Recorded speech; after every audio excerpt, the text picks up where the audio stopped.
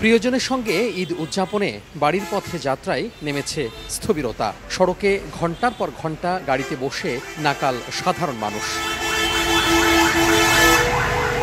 ঢাকা টাঙ্গাইল মহাসড়কের যানজটের স্থবিরতা এখনো কাটেনি। থেমে থেমে যান চললেও কচ্ছপ গতির কারণে ৩ ঘন্টার রাস্তা পাড়ি দিতে লাগছে ১০ থেকে ১২ ঘন্টা।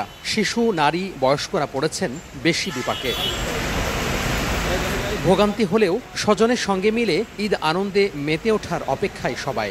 অতিরিক্ত জাম, আজকের জাম বলার মতো নয়। ওয়ান ওয়ে রাস্তা, এই বাড়ি দিয়ে যায় ওই বাড়ি দিয়ে আসে। এই জামটা যে কিসের জন্য লাগে নিজেরাও জানি না। উঠছি ১টা বাজে রাতের, এখনো জ্যাম। আমাদের যে জ্বালানি আছিল জ্বালানিও শেষ। এদিকে যানজটের প্রভাবে পরিবহন সংকট পৌঁছেছে চরমে। ঢাকা টাঙ্গাইল মহাসড়কের চন্দ্রা ত্রিমোড় এলাকায় গাড়ি না থাকায় অপেক্ষায় হাজার হাজার যাত্রী। বাধ্য হয়ে অনেকে ঝুঁকি নিয়ে বাসের ছাদে, মোটরসাইকেল বা পশুবাহী ট্রাকে যাচ্ছেন বাড়ি। এছাড়া ঢাকা ময়মনসিংহ মহাসড়কেও প্রায় ১০ কিলোমিটার এলাকা জুড়ে দেখা দিয়েছে যানজট। যে জাম লাগে আছে, এখন আজকে বাড়িতে পৌঁছতে পারবো কিনা তাও বিষয়টা বুঝতেছি না।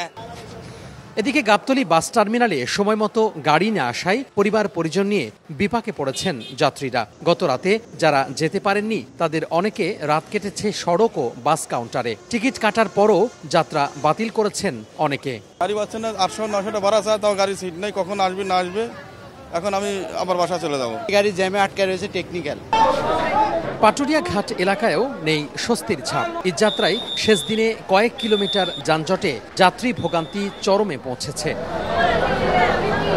আরিচা কাজিরহাট নৌ রুটে ২৩টি ফেরি থাকলেও যানবাহনের চাপে হিমশিম অবস্থা।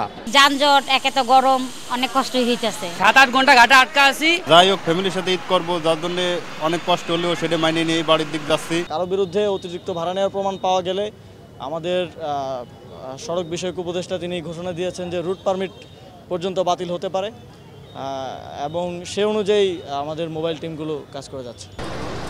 সড়কে কোরবানির পশুবাহী বাহনের কারণে যানজট তৈরি হচ্ছে বলে জানান সাধারণ মানুষ।